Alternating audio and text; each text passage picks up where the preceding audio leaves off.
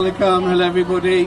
Thank you for coming today, and I'm happy to see that we have got more people here today, and there's lots of people still missing, so do let them know that we're here now and that we're going to do a march later so they can still join us. So my topic is all about human rights and the importance of protesting with a purpose. So, alhamdulillah, it's great everybody is here, and we're not just here to just shout slogans. We need to do a lot more. So the key is that everybody learns a bit more. So we're grateful that we had guest speakers earlier from Palestine Solidarity Campaign, and they talked about some of the history, and it's important that we all know the history because, for example, recently there was an incident at a school in Rochdale where a young boy was told off and shouted at by two teachers for wearing a face mask with a Palestinian flag. It was really sad, and the way the teacher spoke to him was disgusting, and it was disappointing. The boy didn't know how to answer them.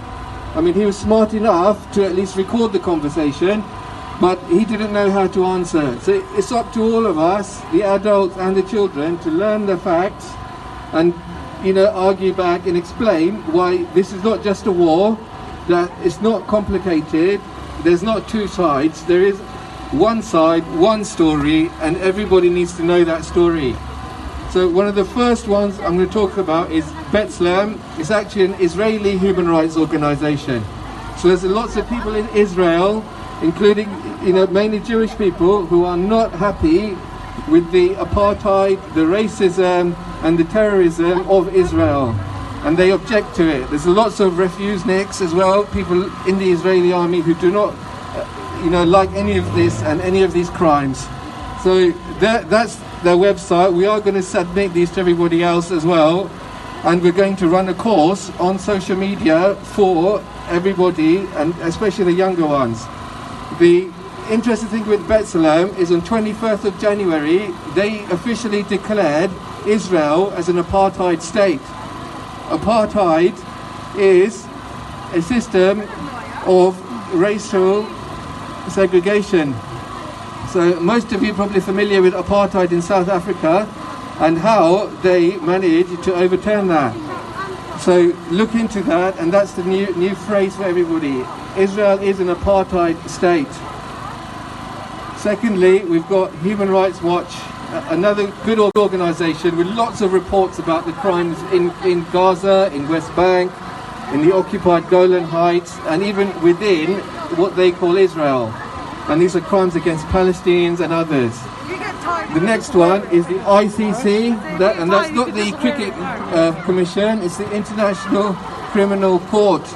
Again, is something that's been pushed forward recently, and again it's up to everybody to learn more about the ICC. Now Israel and America have tried to stop their investigations of war crimes by Israel, but likewise Britain and Australia have also been trying to stop and hinder the ICC.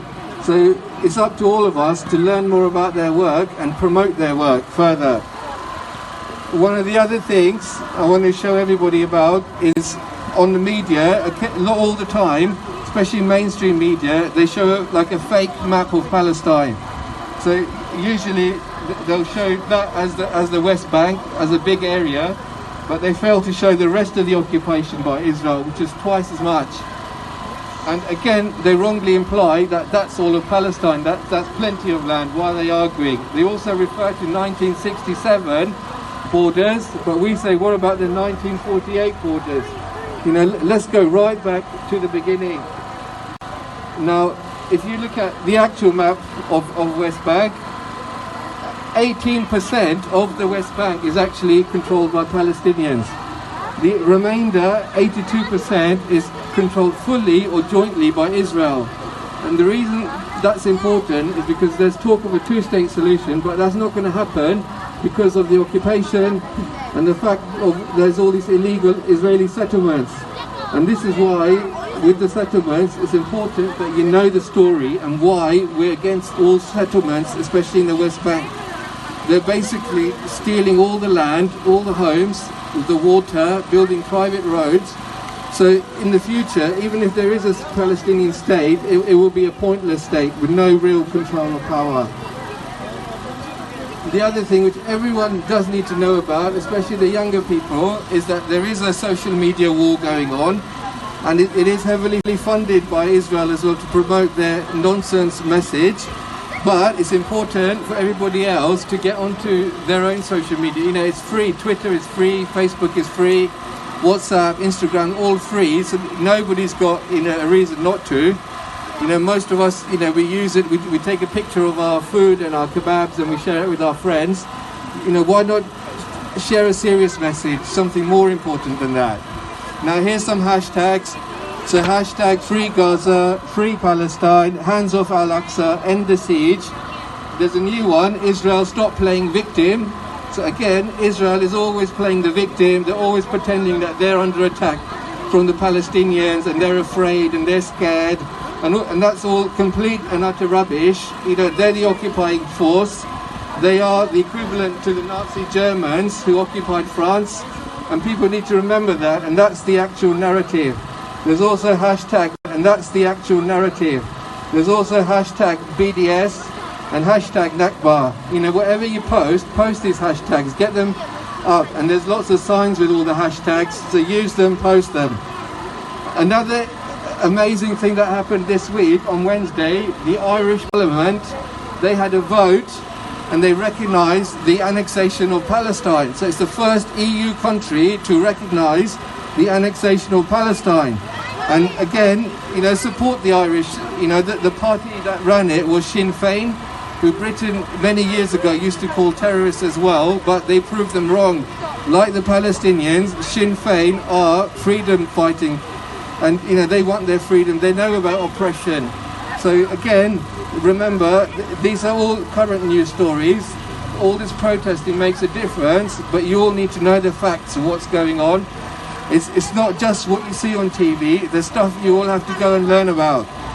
Now, the Ireland Palestine Solidarity Campaign, their Twitter handle is @IPSC48. At the moment, they've got 10,800 followers. You know, that's a lot, but it's not that many, yet the few people there have managed to support the Irish government to pass these votes and motions. That's a big deal. Palestine Solidarity Campaign in England, and their handle is PSC Updates. You know, 52,700 followers. So, you know, how many people are following them here? How many people are learning about what they're posting? You know, it's really important, you know, you learn about these things. Now, there's another guy I actually saw on Al Jazeera this week. I'd never heard of him. You know, his name's Roger Waters. He's actually one of the founding members of a band called Pink Floyd. I'll be honest, I've never heard of them, but they were a massive band. He is actually very, very pro-Palestinian. He talks out about it. He's looking to do events in support of Palestine. He has got 413,100 followers, and he's regularly posting messages in support of Palestine. But, you know, the point is, we need to support these people as well. Because every time Roger Waters posts, you know, 100 or 1,000 Israeli Zionists start backlash. And now it's up to all of us to do our own backlash. Another one, which many of you might not have heard of, there's an actress called Susan Sarandon, @SusanSarandon, 750,000 followers, 750,000.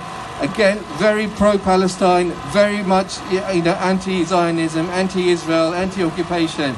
You know, there's these people talking on behalf of these crimes and on behalf of the Palestinians and trying to get support. Yet, you know, we need to join forces with them and do the same. And the other one, which was mentioned earlier, is the BDS. So BDSmovement.net, that stands for Boycott, Divestment, and Sanctions. I mean, they've got 209,000 followers, but they're growing. And the BDS movement is similar to what happened in South Africa, Apartheid South Africa. That was ended through a campaign of boycott, divestment, sanctions.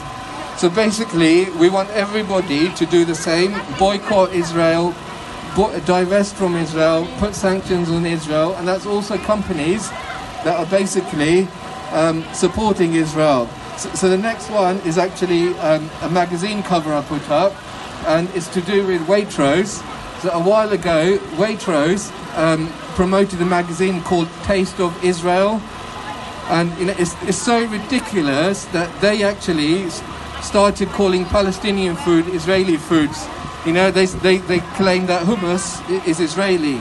The fact is, there are no Israeli dishes, they're Palestinian dishes, they're being relabeled.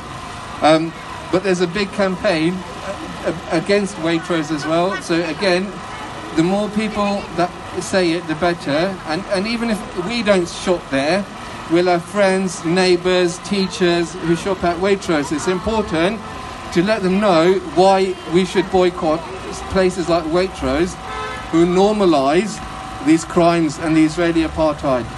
And the fact is, there's nothing normal about Israel. Israel is a terrorist state. It's the only state in the world founded on terrorism. In the 1920s, 30s, 40s, Israeli Zionists invaded Palestine, committed all sorts of crimes. The Israelis have killed over 100 British policemen and soldiers.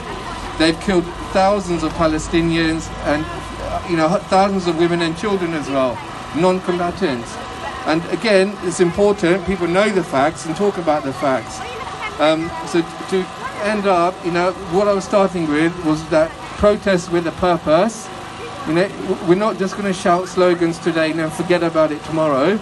It's important, we take these signs with us back home, promote them, learn about this, attend other events, make sure that we promote it to our colleagues, our neighbours, our friends. And today, we've got a diverse range of speakers because it's a diverse issue that affects everybody. You don't have to be Muslim, you don't have to be Palestinian or Arab or Pakistani or Kashmiri. You just have to be human. And you'll be surprised how many people are disgusted at Israel. How many people know that Israel is a terrorist state, but they're too scared to say it, or they feel vulnerable, or they're scared, if they say something, they're going to get jumped on. So it's important, all of you learn about it and then fight back as well. So protest with a purpose, because we're people with a purpose. And again, one of the big ones is the Nakba. Learn about the Nakba, learn why 1948 is important, because it's not about the 1967 borders, it's about the 1948 borders. Don't be fooled by the media or the nonsense that they come out with. Learn about it and do the right thing.